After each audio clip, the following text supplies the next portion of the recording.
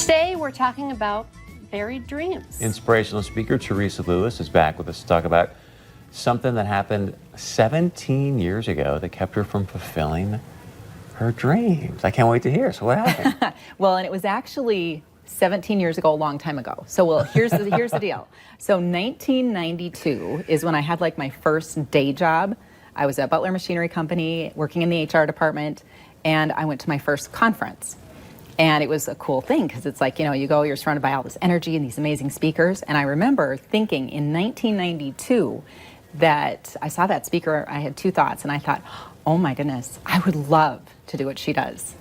And then my second thought is, but I could never do that. So I dismissed that, buried that dream. 17 years. I really didn't even think about it, like, at all. It was buried. It was totally buried because I was like, nope, I can't do that. So I'm not going to. Like, I'm terrified. That would be awful. Like, why would I want to get up and do public speaking in front of crowds? That's crazy. Well, 17 years later, so it was 2009, I was actually doing some small group things, like a participant. Like, I lead a lot of small groups, but I was a participant in this one. And it was all about goal setting. And all of a sudden, I'm writing one of my goals, and I wrote, become a keynote speaker. And I was like, hey, wait, like, who wrote that? Like, I don't want to do that. And then I started thinking, it's like, oh my gosh, I actually do. But I had been held back by that big, loud but in my head. Like, but I could never do that. And I didn't even pursue it because of that.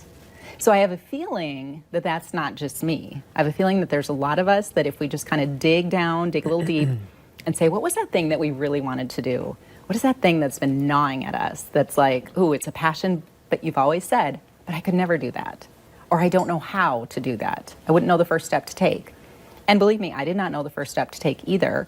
And, I still have a lot to learn in the public speaking realm, but I do get to, impact a lot of lives through speaking, which is really amazing when you hear stories of somebody saying, wow, because of something you said at a workshop or a conference, this is what's happened since. Like, that's amazing to me. So that's my whole message about buried dreams. I actually talk about that in my book, and it's one of the things that I talk about, a little uncovering of the story. But then the road to get there has not been easy, and there were a lot of little challenges along the way, but also some very amazing, like, God-ordained things that, like, He opened doors that I never could have, so it was just a really cool experience. Okay, so people at home are thinking, wow, I do have something buried in the back of my mind I would like to do. What steps do you recommend that people take to, get that buried dream back to the surface? Dig it out again? Yeah. So first, allow yourself to dream, like rediscover that dream.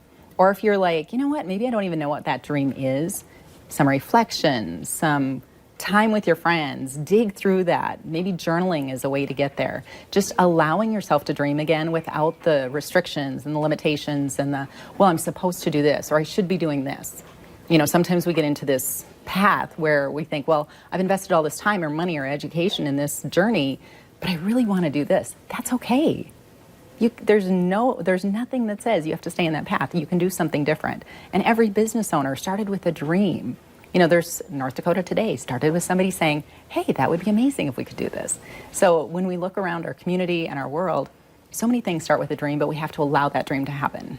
Okay. So that being said, did you get like hyper intentional about creating keynote opportunities for yourself, or do you just kind of go, okay, God, we're going to put it in your hands? A little bit of both.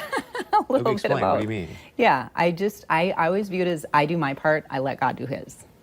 So that I will do what I can, but at the same time, I can't force it, because when you force it, it never seems to work.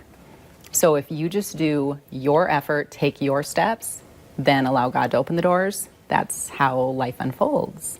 And that's when you look back and you're like, okay, I couldn't have done that. I couldn't have predicted that. Like, that's amazing. So you start with allow yourself to dream, and are you saying you don't have to worry about the how? Because sometimes it's just... Yes, because the how will get in your way.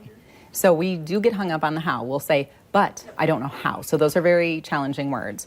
If we can get rid of those words and just instead focus on the next step, whatever that next step is. Like for me, in that case, way back when in 2009, I went to the Barnes & Noble and I got like a audio CD of speaking. I was like, well, I don't know what to do, but I guess I'll try to learn from somebody. So bought one off the shelf, started listening. That was one step. And then doors started opening. And within like, I don't know, a month, I think I booked my first keynote for 400 people and I was terrified. So You know, when you take that step, you don't always know what that is. You don't know the full plan. But if you take one step, usually you can know one step. And you can ask a friend and say, hey, Chris, I've got this idea. Like, what's one thing do you think I could do to go down that path? Like, I want to write a book. I had that conversation with somebody 2 nights ago. She said, I really want to write a book. I just don't know where to begin. So we had a conversation on the phone. And it's like, no, I don't have all the answers, but I have my journey. Like, here's what I've done, here's what I've been through. Maybe this can help you. So number 3 is just take that step. It Might be a is. small step, might be a leap. Exactly. Yeah, and just take the step, be bold, have courage, and act in spite of not knowing the full plan, because that's okay. Tell us a little Amen. bit more about your book and where we can find it, Life by Design. Will that help you? We just got 3 steps from you there. Yes. So really it is about living life intentionally. It's just lessons that I've learned on my journey, a little bit of my personal stories combined with just lessons that I feel like people really resonate with. And you can get it on my website at teresainspires.com. Hey, you're proof. You're just a person who made your dream happen. I love it. Well, still in process. Still in process. Still dreaming. Yeah. Stuff. Thank you so much. Coming up on Earth Code today, an important event coming up that supports mental health awareness.